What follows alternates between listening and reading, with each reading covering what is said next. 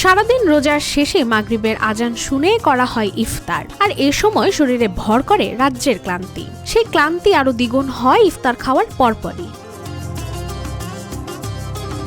ইফতারের পর নানা পদের খাবার থেকে একটু একটু করে খেলেই পেট ভরে যায় দ্রুত।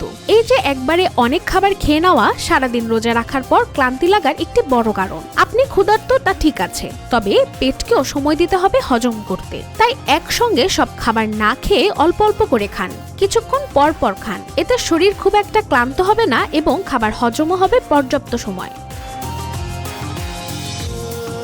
সারাদিন পানাহার থেকে বিরত থাকার কারণে খুব স্বাভাবিকভাবে আমাদের শরীরে পানি শূন্যতা দেখা দেয়। এরপর ইফতারে ডুবো তেলে ভাজা আর বিভিন্ন মশলাদার খাবার খাওয়া হয়, ফলস্বরূপ পানির ঘাটতি পূরণ হয় না। ইফতারের পর প্রচুর পানির দরকার হয় শরীরে, তাই বিভিন্ন ফল, ফলের রস, শরবত, ডাবের পানি ইত্যাদি খাওয়া প্রয়োজন। সেই সঙ্গে কমিয়ে আনতে হবে ভাজা পোড়া খাবার তালিকাও। এতে শরীরে পানির ঘাটতি যেমন দূর হবে, তেমনি দূর হবে ক্লান্তিও।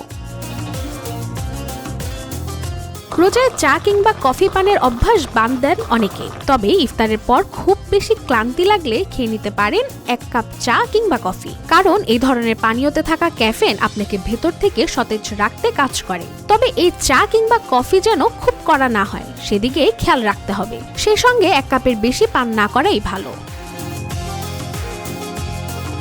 ইফতারের পরপরই শুয়ে বসে থাকবেন না, বরং স্বাভাবিক থাকার চেষ্টা করুন। আমাদের শরীর আমাদের মনের কথা শুনেই কাজ করে, তাই নিজেকে ক্লান্ত ভাববেন না, বরং ইফতারের পর কিছুক্ষণ হাঁটাহাঁটি করুন। এতে ক্লান্তি দূর হবে সহজেই, সেই সঙ্গে হজমও হবে ভালো। ইফতারের শুরুতে একটি খেজুর ও 1 গ্লাস পানি খেয়ে নামাজ পড়ে নিন। এতে নামাজ সময় মতো আদায় করা হবে এবং ততক্ষণে আপনার পেটও খাবার হজমের জন্য তৈরি হবে। নামাজ শেষ করে খেতে পারেন বাকি খাবার। যারা এভাবে খেয়ে অভ্যস্ত তারা তুলনামূলকভাবে কম ক্লান্ত হন। রাশেকা হোসেন, রূপালী বাংলাদেশ।